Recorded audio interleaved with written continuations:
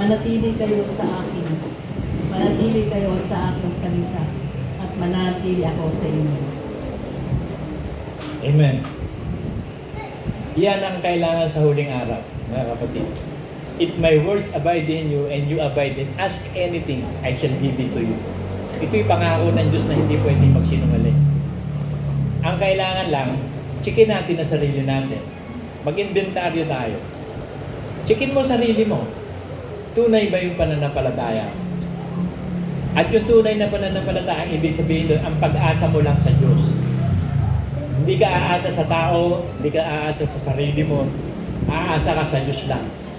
At kapag ang Diyos ay nalulugod, gumagawa siya ng makapangyarihang bagay sa atin. Ngayon, ang sabi ng Diyos, mapalad. Yung walang ibang inaasahan kundi ang Diyos. Basahin natin, ha? Jeremiah 17:7. Mapalad ang tao na tumitiwala sa Panginoon at ang pag-asa'y sa Diyos lamang. So, nandun ang pag-asa natin sa Diyos lang. Kasi, una-una, wala naman talaga tayong magagawa. Hindi naman natin mababago sarili natin. Wala sa tao ang magtuwid ng kanyang landas. Maliban ang Diyos ay magkaroon ng intervention sa tao. At siya'y sumampalataya, gagawa ang Diyos. Kaya, checkin mo sarili mo, tunay ba yung faith mo? Sumasampalataya ka ba talaga? Kasi kapag ganito, malulugod ang Diyos, may gagawin ng Diyos sa iyo. Ito yung gagawin niya sa atin. Pagtunay ang pananampalataya natin. Jeremiah 17:8. Sapagkat siya'y magiging parang punong kahoy na itinanim sa tabi ng tubig. Pag sinabing punong kahoy, ano yun eh? Matikas. Parang matibay tignan ng punong kahoy, di ba? Matatanim daw sa tabi ng tubig. Ibig sabihin, ang punong yun, pag nag-ugat, madaling makakuha ng tubig. Nasa tabi niya lang ang tubig. At ang tubig, salita ng Diyos. At nag-uugat sa tabi ng ilog. Ibig sabihin, matibay ang pananampalataya na nag-uugat tayo sa pananampalataya, mag-a-absorb yung ugat natin ng tubig. Magiging napakalakas ng punong kahoy na yun. Kasi ang kailangan ng punong kahoy, araw at tubig. Yung araw, nandyan lang yun eh. Kapag ang puno malayo sa ilog, mahirap mag-absorb yun ng tubig. Aasa lang yun sa ulan. Sana kung may mag-a-arrange ka ng tao, didiligan siya. Kung hindi, ulan lang ang hindi ka tulad nung nandun sa tabi ng ilog, mag-a-absorb yung ugat ng tubig. Lagi siyang busog. Lagi siyang malakas, matibay. So, ganun ang sinabi ng Diyos. Kapag ang pagtitiwala natin pag-asa sa Diyos, lagi kang busog. Anyone who thirsts and hunger for righteousness, he shall be filled. Mauuhaw tayo sa salita ng Diyos, mauuhaw tayo sa karunungan ng Diyos. You shall be filled.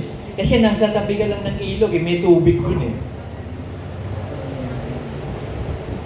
Hindi siya matatakot pagka ang init ay dumarating. So anumang trouble sa mundo, mag-third world man, magkagutom man, hindi tayo natatakot. Kasi meron tayong support eh. Nakadikit tayo doon sa ilog eh. May support ng salita ng Diyos sa atin. Lagi tayong bibiyayaan ng Espiritu Santo. Kundi ang kanyang dahon ay magiging sariwa. Laging sariwa. Ibig sabihin, lagi kang puno ng pag-asa. Laging may pag-asa. Kahit ano nangyari sa'yo, napakaraming frustration, napakaraming kabiguan, maraming pagkukulang, pagkakamali, okay lang. Hindi ka nabibigo dahil tagumpay ka lagi. Nasa tabi ka ng ilog ng tubig eh. At hindi mababalisa sa taon ng pagkatuyon. So kung meron mo magaganap na problema sa mundo, at may magaganap talaga, maraming pestilences, maraming disaster dito sa mundo. Hindi tayo mababagabag. Kasi ang support natin ng Diyos eh. Hindi niya tayo pababayaan. Kasi nagtiwala ka sa Kanya, kaya sabi niya, magiging ibig sabihin, in the future event, ito mangyayari sa iyo kapag tunay ang faith mo. At sa taon ng pagkatuyo, maglilikat man ng pagbuo, lagi kang may bunga. Napakaraming bunga ng Espiritu Santo sa iyo. Hindi magkukulang ng kaloob sa Espiritu Santo. Habang tayo na nanatiling nabubuhay sa lupa, ang kailangan lang, siguraduhin mo sa sarili mo na nakapili ka na, what side are you in? In the side of God or in the side of the devil? Kasi yes or no lang lagi. Hindi pwede hindi yes or no eh. Sabi sa Matthew 5,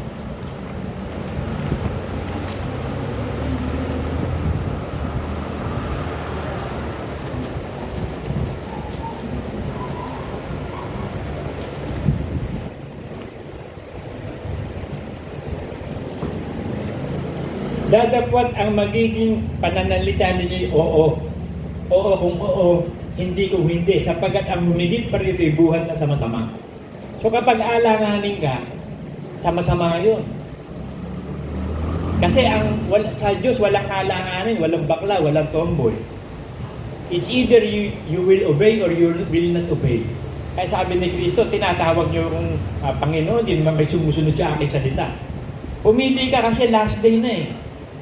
Umili ka na ng side. Ikaw ba'y banal na magpapakabanal-banal o masamang magpapakasama-sama?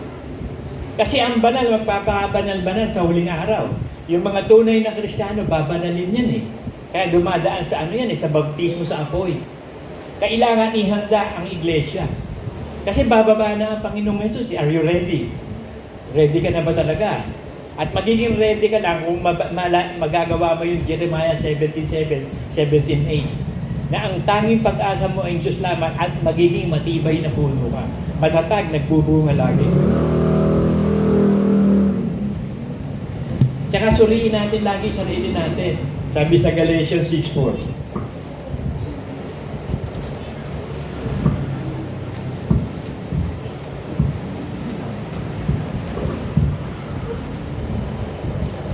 Kasi lagi kang mag-i-inventaryo. Kita mo yung mga business, may mga business, once a year nag-i-inventaryo sila. Tinitignan nila kung ano yung mga, kumikita ba sila, hindi ba sila kumikita, ano ba yung mabiling paninda, ano ba yung hindi na bibili, ano ba yung natitira. Mag-i-inventaryo ka sa sarili mo, ako ba yung tunay na Kristiyano? Bago ka matutulog sa gabi, bago ka matulog, mag-meditate ka, inventaryo mo yung sarili mo. Tumingin ka sa salamin. Kasi sabi, para daw tayo yung tumitingin sa salamin, pagkatapos nakalimutan na siya kung ano siya. Nakalimutan mo na ba, Kristiyano ka ba o hindi? Pero kung matatag at matibay ang pananampalataya mo, yes ka lang talaga, na talaga magpapakabanal-banal ka, hindi mawawala sa puso at isip mo yun. Kasi embedded sa puso mo yun. Naka-embedded, sabi. At ang salita ng Diyos ay nananatili sa aking puso upang ako'y hindi magkasala. Kinakailangan lang talaga suriin ang sarili. Ngunit siya sa atin ang bawat isa ang kanyang sariling gawa. Kung magkakaroon siya ng kanyang kapurihan tungkol sa kanyang sarili lamang at hindi tungkol sa kapwa. Kasi kung ang susuriin mo iba, napakarami mo makikita mali. Pero at kung susuriin mo sarili mo, may makikita ka bang mali? Self-righteous nga ang tao, mandaraya eh. Sabi ng Jeremiah 17:10 eh. Ang puso ng tao ay mandaraya. Ang dating pagkatao natin mandaraya. Kaya kung ikaw magsusuri, ang magsasabi sa'yo yung dating pagkatao mo, hindi okay ka. Mabait naman ng Diyos eh. Yun ang gagamitin ni Satan, mabait naman ng Diyos, hindi kanya iiwan. Pero tingnan mo yung ginagawa mo. Kasi susukatin ka, hahatulan ka ayon sa iyong ginawa. Hindi sa ginawa ng iba. Hindi mo pwedeng i-reason, Panginoon, kaya ako ito ginawa kasi sa akin ito yun eh. Hindi hahatulan siya ng Diyos doon sa ginawa niya. Yung ginawa mo, doon ka hahatulan, ay, gumawa ng masama sa iyo yung iba. Tapos gumawa ka rin ng masama. Tapos i-reason mo kasi ginawa na ko ng masama, no, kaya ako gumawa. Hindi, hahatulan ka doon sa ginawa mo masama. Hahatulan din siya doon sa ginawa niyang masama. Kaya sabi ang Diyos, huwag kayong gaganti sa masama. Gantihan niyo ng kabutihan ng masama. Kasi doon ka hahatulan ng Diyos sa ginawa mo. Kaya ang gagawin ng diablo sa atin, aalisin tayo sa pananampalataya. At ang huling panahong ito, gagawa yung demonyo. Manlalamig na ang pag-ibig ng marami. Dahil sa katampalasan sa mundo, manlalamig ang pag-ibig. Ngunit yung mananatiling tapat hanggang wakas, ay siya maliligtas. So magiging tapat ka lang kung tapat ka sa sarili mo. Sikin mo sarili mo, kausapin mo. Tapos magdesisyon ka talaga. Kasi nung araw, hindi pa rin ako talaga nagpapakabanal-banal nung araw. Pastor na ako pero hindi ako seryoso sa kabanalan. Hanggang sa dumating yung panahon, naudyukan na ako ng Diyos na minsan lang mabubuhay. Give your best. Todo mo na yung the best mo. Magpakabanal-banal ka na. Nang sa ganun, nakakasigurado ka, naligtas ka, tapos pagpapalain ka pa sa lahat ng bagay. Jesus came to give us life and abundant and meaningful. Dumating ang Panginoon sa buhay natin para maging abundant ang buhay natin at meaningful. Excuse me. Magkaroon ng kahalagahan, maging mahalaga na ang buhay natin. Kasi nung araw, wala namang halaga ang buhay natin, di ba? At yung datihang pagkatao natin, wala ding halaga yun. Walang kabuluhan yun. Sabi sa Galatians 6:3, sapagkat kung ang sino may nag-aakala na siya may kabuluhan, bagamat siya walang kabuluhan, ang kanyang sarili dinadaya niya. So wag natin dayain ang sarili natin, yung datihang pagkatao natin, walang kabuluhan yun. Basura yun. Kaya ipinahakong kasama yun ni Kristo sa krus eh. Para yung pita ng laman, ang datihang pagkatao, itong katawan na to, hindi na umiral. Ngayon, iiral lang ang pita ng laman kung papayag ang kumilos yung dati.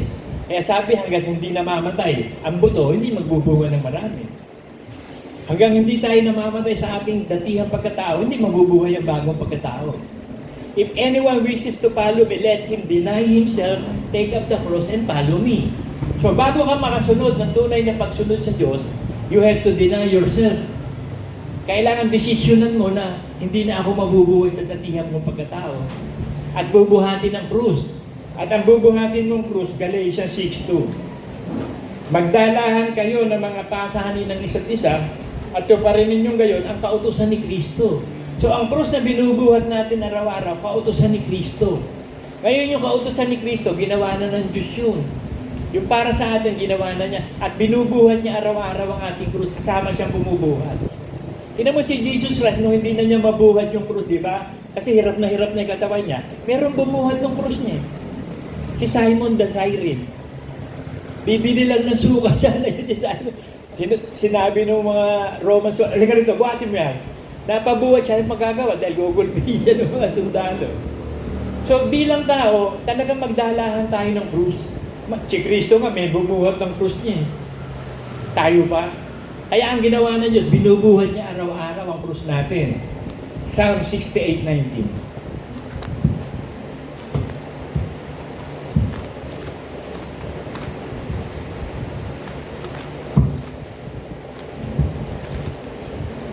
Purihin ang Panginoon na nagpapasan araw-araw ng aming pasan.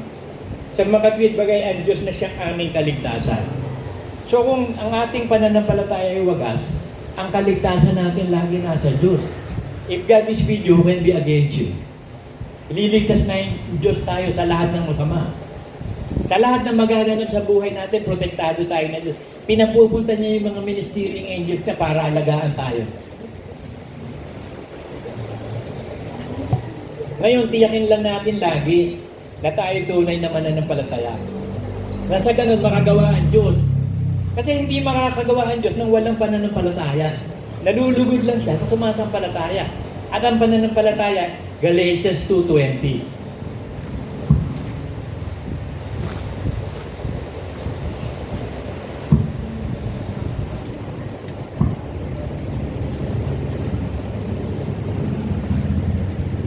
Ako'y napako sa krus.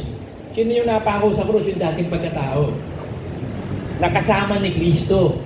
Naipako sa krus yung katawan ni Kristo, yung datihang pagkatao natin kasamang pinako doon. Kasi makasalanan yung datihang pagkatao. Kasi yung katawan ni Kristo, pupunuin yun ng kasalanan ng sanlibutan eh. Para na sa ganun, maaala yung kanyang katawan na walang bahay dungis. Dadali ng katawan ni Kristo lahat ng kasalanan doon sa krus. Para malinis ang lahat ng kasalanan. Para malinis din tayo ng Diyos, magkaroon ng bagong pagkatao. Isinama yung dating pagkatao natin sa krus, kasama ni Kristo. At hindi na ako ang mabubuhay. So yung datihang pagkatao, didesisyonan mo, hindi na mabubuhay yung dati. So ito'y labanan to eh. Fighting against to everyday fight. Meron tayong pakikipagdigmaan araw-araw. At ang kalaban natin, dating pagkatao, hindi si Satanas, talo na yun eh. Pananampalatayaan na lang natin, talo na yun. At hindi tayo susunod sa Kanya. Paniniwalaan natin tayo bagong nilalang, kaisa ni Kristo. Kundi si Kristo na ang nabubuhay at ang buhay na ikinabubuhay ko ngayon. So laging ngayon. Kasi ang Diyos laging sa ngayon tumitingin. Hindi siya tumitingin sa nakaraan. Kasi yung nakaraan natin, yun yung lesson to learn. Lahat na naganap sa buhay mo na nakaraan, lesson to learn. Kaya mas maraming pagkakamali, maraming lesson, maraming natutunan. Kaya huwag kang malungkot kung marami kang pagkakamali. Marami kang natutunan. Lesson to learn lahat yun eh. Kaya sabi, yung Old Testament, lesson to learn yan eh. Makikita mo sa Old Testament, sino yung kinain ng lupa, binaksakan ng apoy, sino yung hindi kinalingan ng Diyos. So doon mo makikita, hindi mo gagawin ngayon yung lesson to learn. At ang buhay na ikabubuhay ko ngayon sa laman ay sa pamamagitan na lang ng pananampalataya. Ito'y sa anak ng Diyos na sa akin ay umibig at ibinigay ang kanyang sarili sa akin. So ang pananampalataya natin sa salita ng Diyos lang. Kaya kinakailangan bihasa tayo sa salita ng Diyos. Lagi tayo nagbabasa sa salita ng Diyos. At huwag tayo magtitiwala sa sarili natin. Proverbs 3:5-6.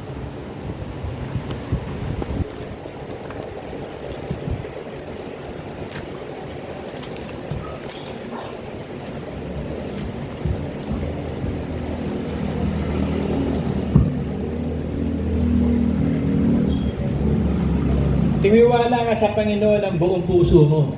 Ibig sabihin, pag ipagkatiwala mo sa Diyos ang buong buhay mo. Kasi ang Diyos gumagawa sa buong buhay natin.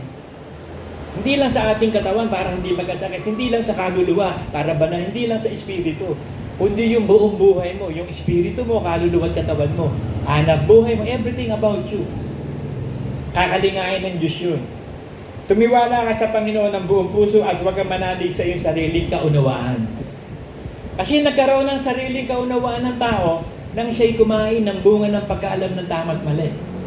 Kasi tignan niyo yung pagkakalikha kay Eva at kay Adan. Baby talaga sila, kaya lang, kung gagawin ng Diyos na baby, marunong ang Diyos, hindi niya gagawin baby, paano kumakain ng pusa yung baby? Tsaka padididehin pa niya yun, palalakihin pa niya yun. Kung yung baby malaki na, walang problema. Kaya yung pagka-baby ni Eva at ni Adan, malaki na sila. Pero innocent sila, walang muwang, walang karunungan. Kaya nga nung kumain sila ng bunga ng pag-aalam ng tama at mali, nagkaroon sila ng kaunawaan. Hubad pala tayo. Kaya sabi na, sino may sabi sa'yo hubad ka? Kumain ka ng bunga ng pag-aalam ng tama at mali. Nakikita mo na hubad, nagkaisip na. Tingnan mo yung mga baby, dire-diretso sa langit yan eh. Pero pag nagkaisip na yan, accountable na sila sa kasalanan, pwede na sila mapunta sa impyerno. Kaya ang sabi ng Diyos, turuan nyo ang inyong mga anak ng salita ng Diyos sa iyong pag-upo, sa iyong pagtayo, sa iyong pagkilos. Turuan sila ng salita ng Diyos at hindi nila ito makakalimutan paglaki nila. So maliit pa lang, huhubugin mo na sa salita ng Diyos ang bata. Kasi magsisink in yun sa subconscious mind niya. Kaya nga sabi ko kay Jembo, kasi yung apo ko, tanong na ng tanong eh. Sabi niya, Lolo Dudes, ano ba ang whole name ni Jesus Christ? Ni Jesus. Lolo Dudes, paano ba ginawa ang tao? Lolo Dudes, bakit kulay blue yung sky? Lolo Dudes, bakit black din yung sky? Lolo Dudes, ang daming tanong. Sabi ko, Jembo, sagutin mo yung batang yan. Totoo, isasagot mo, biblical, tsaka factual. Hindi man niya maintindihan, papasok sa subconscious niya yan, maaalala yan. Kasi sabi ng Diyos din yun eh. Proverbs 22:6. Turuan mo ang bata sa daan na dapat niyang lakaran. At pagka tumanda man siya, hindi niya ito hihiwalayan. So pag nagkaisip na yan si Kiyon, maipapaalala ng Espiritu yung itinuro mo. Kaya kinausap ko si Kiyon, in-explain ko sa kanya. In-explain ko paano ginawa ang bata. In-explain ko sa kanya na yung medyo magaang na explanation. Tapos hindi naman niya maintindihan ko. Yung susunod na ituturo sa iyo, sa teacher na, teacher mo na magtuturo. Kasi hindi mo maintindihan yung tuturo ko sa iyo paano sistema nabubuo ang bata sa sa ovaryo ng kanyang ina. Ngayon, in-explain ko rin yun, bakit nag-google tuloy ako eh. Bakit kulay blue yung isla? Kasi maraming mga blue sa atmosphere ng Earth, maraming blue. Pag tinamaan ng araw, maraming blue. Kaya blue nakikita natin doon. Tsaka black, pag yung malayo na, black na. Bakit verde yung tao? Sa hyposynthesis. Yung gagawa ng pagkain yung halaman. Kaya nagiging verde yun. Daming tanong. Sabi ko, Jembo, marami pang itatanong. Mag-google ka, lahat ng tanong, google mo, sagutin mo ng tama. Kasi pagtanda niya, maalala niya lahat yan. Lahat ng truth maaalala niya, lalong-lalo na Word of God. Kaya sabi nga dito turuan mo ang bata. So bata pa lang tuturuan na sa daan na dapat niyang lakaran. Ano dapat lakaran ba ng bata? Word of God, katulad natin. Si Eva at si Adan, naging bata nga sila, hindi sila nakadaan sa Word of God. Kasi sumuway, iisa nga lang ang utos, sumuway ko. Kasi yun ang sistema. Magkakaroon ng isip ang tao. Pag nagkaroon ng isip ang tao, magiging Diyos niya sarili niya. Ang unang kumain niya, si Lucifer Siya, ginus niya sarili niya Hindi na siya sumunod sa kalooban ng Diyos Ang sinunod niya, yung gusto na niya. Kaya yun ang paraan Kaya sabi niya kay Eva at Adan, hindi totoong mamamatay ka. Kainin mo, mabubuksan ka, lalaman mo yung totoo, yung tama at mali. Magiging katulad ka ng Diyos. So yun ang sistema ni Satanas. Very powerful yung sistema niya Kasi alam niyo tao, ayaw niyo mapapakialaman, di ba? Kaya pag nagkakaisip na tao, huwag niyong pakikialaman. Maiinis sa'yo yan. Yung batang nagkakaisip na, pakialaman mo, maiinis yun. Lalo yung matanda. Pakikialaman kayo ng nanay at tatay nyo, nakakainis yun. Kaya sabi ng Diyos, huwag kayong makikialam Learn to be quiet and do your own business. Huwag kayong maging pakialamero sa buhay ng tao. Buhay niya yun Hayaan mo ang Diyos ang gumawa sa kanya. Kaya nga binigyan siya ng kalayaan Binigyan siya ng free will para pumili ng gusto niya.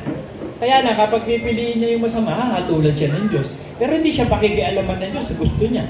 Go, gusto mo yan Pero hahatulan kasi isang araw. Kaya tayo ngayon dito, dating pagkatao natin, kailangan talagang pakinumpalatayaan mo, wala na Araw-araw na labanan yan Araw-araw na pakikipagdigmaan yan sa datihang pagkatao. Kaya sabi sa 2 Timothy 4:7 ng ganito.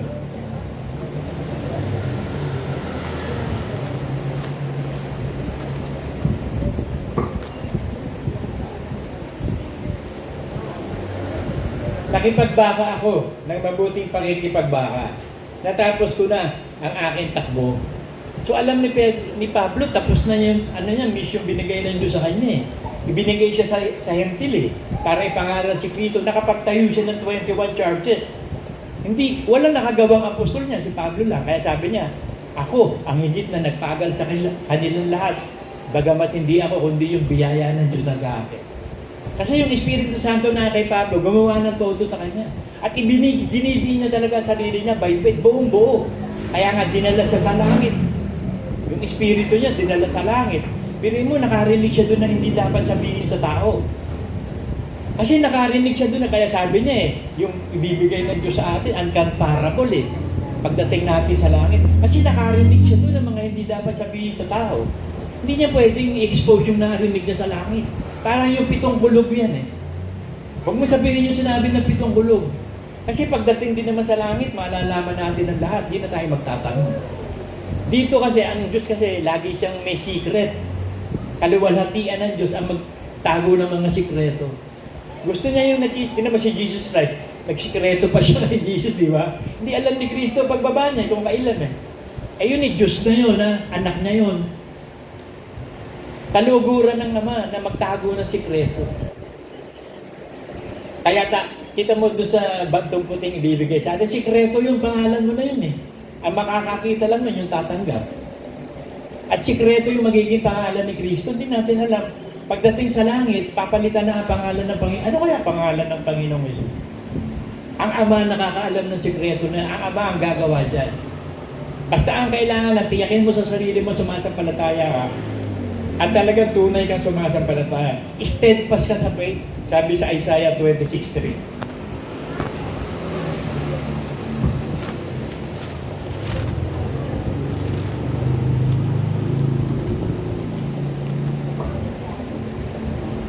Iyong iingatan siya ng lubos sa kapayapaan, na ang pag-iisip ay nasa iyo sapagkat siya'y tumitiwala sa iyo.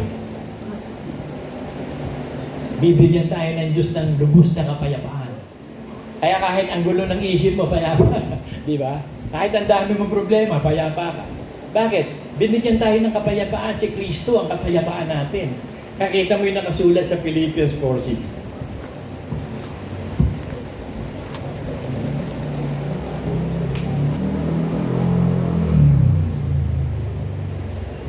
Huwag kayong mabalisa sa anumang bagay.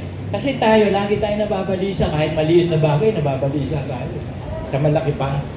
Tao tayo eh. Madali tayong magpabalisa, madaling magproblema, madaling matakot. Kaya sabi ng Diyos, huwag kayong mabalisa sa anumang bagay. Anything, huwag kang mababalisa. Anything. Anumang bagay, huwag kang mababalisa. Pero yun nga lang, hindi natin masunod yun, di ba? Nababalisa pa rin tayo lagi. Pero practice yan eh. Pag mararamdaman mo nababalisa ka, o nga pala, sabi ng Diyos, huwag kang mabalisa, hindi ako mababalisa. Larry, huwag kang mabalisa. Kasi, faith gamit after hearing the word. Kailan sabihan mo sa sarili mo yung salita ng Diyos para magkaroon ka ng faith. Sabihan mo sarili mo. Sarili mo yan eh. Yan ang unang-unang pipreachan mo, sarili mo. Kailangan, ikaw ang unang-unang sumunod sa Word of God.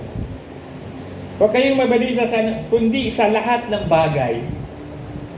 Sa pamamagitan ng panalangin ng daing at may pasasalamat, ipakilala ninyo ang inyong kahilingan sa Diyos. So huwag kang matakot humingi ng big time. Lahat sabi, sa lahat ng mga bagay, humingi kayo, dumalangin kayo ng may pasasalamat sa Diyos.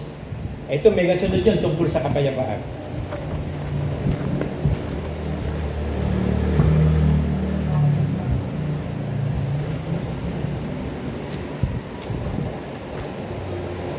Kasi pag nagpe-pray tayo, sasabihin ni Satan, ang bigat nung hinihingi mo, hindi ibibigay yan. Bago ka pala nag-iisip ng ipe-pray mo na mabigat, para ang hirap mangyari, sasabihin ni Satan, hindi kaya, hindi mangyayari yan. Nandun ka agad yung doubt eh. Sasabihin, ang hirap nga, no. Ano mang bagay so babalik ka sa faith. Kasi pag bumalik ka sa faith, malulugod ang Diyos sa iyo. At pag nalugod siya, ito mangyayari sa iyo. At ang kapayapaan ng Diyos na di masayod ng pag-iisip. So hindi mo kayang masayod ng pag-iisip. Nagtataka mo. At ganito, kinakawawa na ako, masaya pa ako.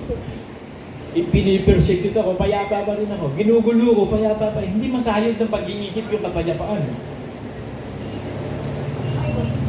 Ang kapayapaan ng Diyos na di masayod ay mag-iigat ng inyong puso at ng inyong pag-iisip kay Kristo Jesus. So pag-iingatan ka ng Diyos. Kaya sabi, mapalad yung sumasampalataya talaga sa Diyos eh. Yung ang pag-asa niya Diyos eh. Magiging isang punong kahoy siyang matigas eh. Matipuno. Kaya kita mo, pag sinasabihan yung matipuno, ibig sabihin, talagang parang puno, matipuno. Diba? Kasi ang puno, ang tibay eh. Hindi mo kayang suntukin yan, ibuwal eh. Kaya sabi, ang lalaking ito, matipuno, mamasal, malakas. Kaya yun ang gagawin ng Diyos sa atin eh. Basahin uli natin yung Jeremiah 17:8.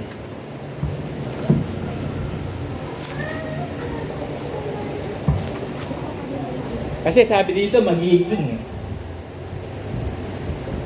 7 muna. Mapalad ang tao. Hindi, yung 5. Kasi pag nagtiwala ka sa tao, ito sabi ng Diyos. Ganito ang sabi ng Panginoon. Sumpain ng tao na tumitiwala sa tao. At ginagawan laman ang kanyang bisig at ang puso'y humihiwalay sa Panginoon. So kung nagtitiwala ka sa karunungan tao na susumpa ka, ibig sabihin, hindi naman yung sumpang sinumpa ka, hindi. Ibig sabihin, nawawalan ka ng blessing. Imbis na ma-bless ka, hindi ka mabe-bless. Kasi ang pinaniwalaan mo, yung karunungan ng tao, kalakasan ng tao.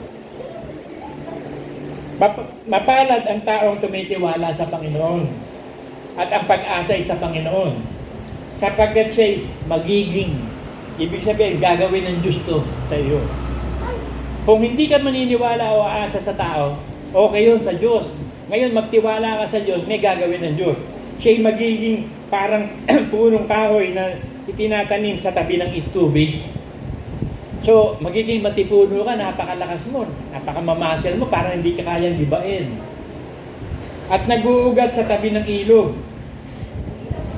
At hindi siya matatakot pagka ang init ay dumarating. Kundi ang kanyang dahon magiging sariwa at hindi mababali siya sa lalo ng pagkatuyo o magliligat man ng pagkabunga. Laging may bunga. Laging nagbubunga.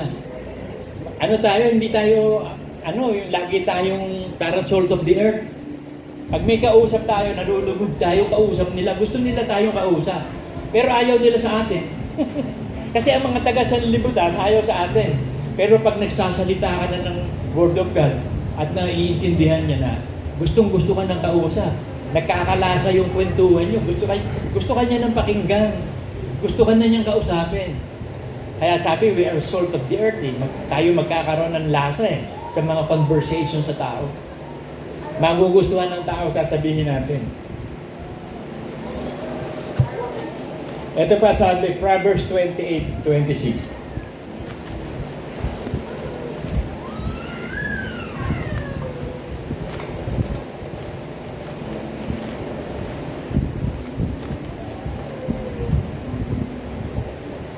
Siyang tumitiwala sa kanya sariling puso ay mangmang. Biruin mo. Hangal ka daw. Bakit hangal? Sinabi na nga ng Diyos, ang tama lang ang word of God. Sinabi na nga ng Diyos, siya lang ang makapangyarihan sa lahat, siya lang ang mabuti. Ang word of God lang ang tama Tapos magtitiwala ka pa sa sarili mo karunong, ay di mangmang ka nga. Kaya sabi ng Bible siyang tumitiwala sa kanya sariling puso ay mangmang. Ngunit ang lumalakad na may kapantasan ay maliligtas. Kung lumalakad ka doon, ibig sabihin na naging pantas ka na, ang base of life mo na, si Jesus Christ na. Ang code of life mo, ang dinadaanan mo, salita na ng Diyos. Kaya maliligtas ka. Kasi kasama ka ng Diyos Pag dumadaan tayo sa salita ng Diyos, lamp of our feet yun sabi. Ilaw ng landasin natin. Ang salita ng Diyos ang ilaw. Kaya kung masasanay tayo lagi na umasa lang sa Diyos, lahat ng problema mo, lahat ng alalahanin mo, ibigay mo lang sa Diyos, siya bahala, magtiwala ka lang. Paniwalaan mo lang. Natatandaan mo si Peter ron. Dahil ang tagal na 10 years, biruin mo, wala silang anak. So, relax ka lang. Si Abraham nga, 20 years Ikaw, kalahati ka pa lang Pero akala ni Abraham, talaga magkakaanak na siya dahil pinangako ng anghel. Magkakaroon ng anak sa pangako. At pagpapalain ng lahat ng bansa sa iyo.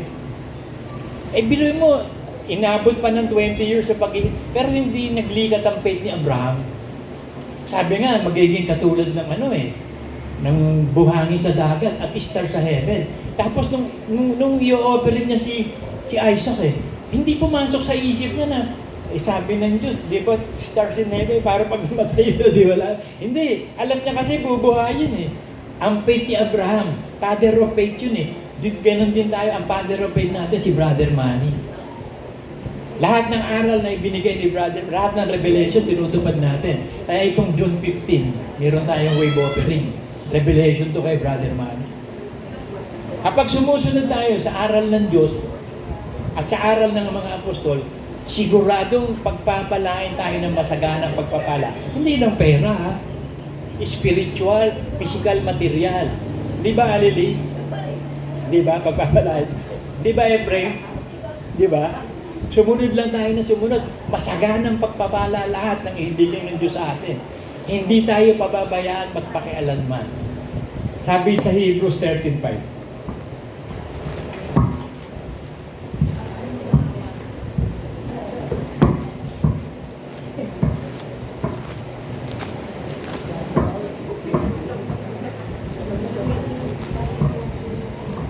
Mangilag kayo sa pag-ibig sa salapi. Pag ikaw nangilag ka sa pag-ibig sa ibig sabihin, hindi mo na mahal ang salapi. Hindi mo na mahal ang pera. So, madali mo na ibigay. Hindi mo na Pero kapag na mahal mo pera, ako ang hirap ibigay. Hindi mo maibigay. Kung igabutan doon. Samantalang yun ang susi. Para ibalik ka sa Garden of Eden. Nandun ang warehouse ng Diyos Nandun ang supply Kaya nga hindi nagtatrabaho si Eva at si Adan Nilagay siya dun sa supply, Garden of Eden. Pipitasin lang nila lahat ng kakainin nila dun. Pero kita mo nung mag-aasala, pinalabas sila sa warehouse, sa stock house ng Diyos. Nawala. Yung stock ng pagpapala sa kanya, nawala. Nagkaroon ng trabaho, nagkaroon ng sumpa. So nagbubukal ngayon si Adan sa bukid para kumain. Magtatanim siya para kumain. Mag-aalaga ng hayupan, so magtatrabaho. Ngayon, nagtatrabaho tayo ngayon para makabalik tayo doon sa Garden of Eden, iikaputan doon mo. Huwag kang umibig sa salapi. Huwag mong ibigay mo. Sabi ko nga, tinan mo, pag nagbigay ka, pwedeng maglagay, di ba? Naka-open Pero huwag kang magbigay. Hindi na magbibigay. Pag nagbigay ka, magbibigay na, o magbigay, dadating na naman, di ba? Doon mo makikita talaga yung close open You open, close, open, close. Masagana pagpapala.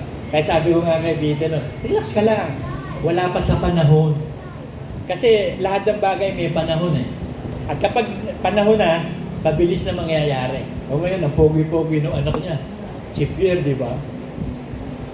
Ang gwapo-gwapo ng bata yun. Sabi na Isaiah 60:22.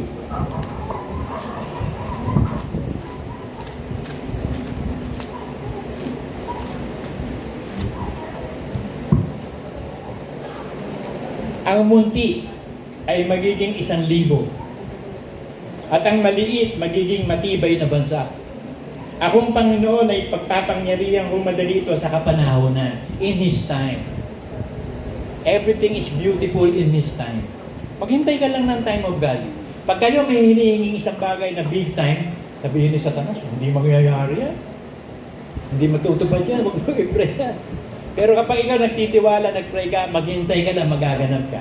Tignan mo si Abraham, talaga naniwala siya, naghintay siya. Kahit anong pagsubok dumaan sa kanya, i-offering pa si Isaac, okay lang sa kanya. Diyos naman ang gagawa eh. O nung isang araw, di nabuntis na sila. Sabi ko, pag-ingatan mo mabuti yan. At kukunin mo yan sa prayer. Lehas lang lagi ng lehas. Prayer lang ng prayer. Ang susi ng buhay, prayer mga kapatid. Pray lang ng pray. Hanggat hindi nagaganap ang gusto mo, pray pa rin ng pray. Love always hope.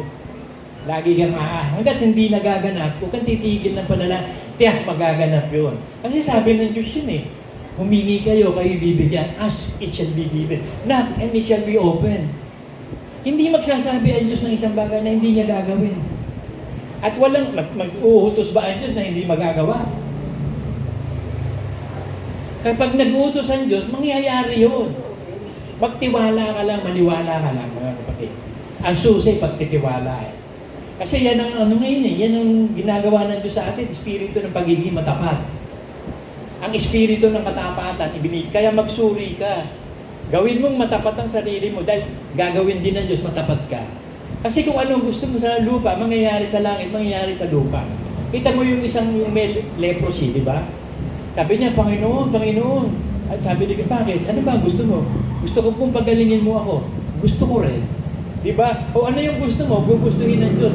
Basta magtiwala ka sa Kanya, maging Panginoon siya sa iyo. Pagtiwalaan mong lubos sa Diyos. Huwag kang titingin sa sitwasyon. Kasi si Satanas maglalagay ng harang, hindi pwedeng hindi. Kita mo nung pupunta sila sa Promised Land.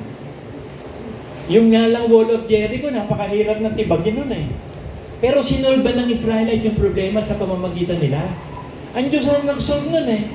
Ibinagsak ng Diyos ang Wall of Jericho by instruction. Iikot ang mga saserdote ng 7 ikot doon at pagdating ng 7 ikot, sisigaw kayo ng malakas na sigaw na Hallelujah.